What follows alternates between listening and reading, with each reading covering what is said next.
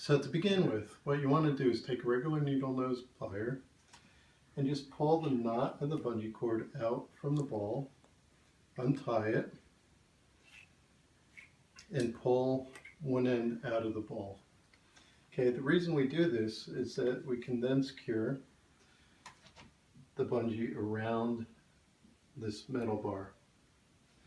Okay, right. Push it into the bottom of the bungee ball.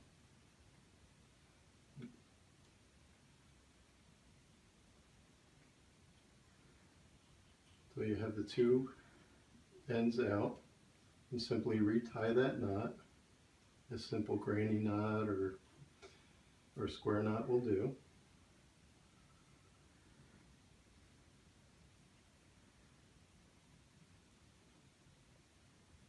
Pull that knot nice and tight.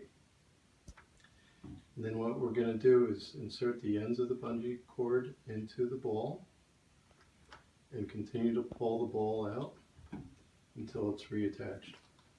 Okay, at this point it's securely reattached. Even if it comes loose during play, it's going to stay attached to the bar. So now to reattach the net panel, I'm going to pass the ball through the first square, reach around back and grab the forward part of the bungee cord, pull it around the bar, stretch it and wrap it 1-2 times around the base of the ball. And it's now reattached.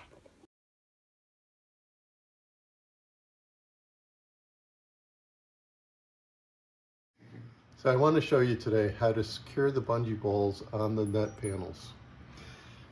What you want to do is take the 8-inch zip tie, wrap it around the bungee cords close to the border of the net. Just pull that nice and tight.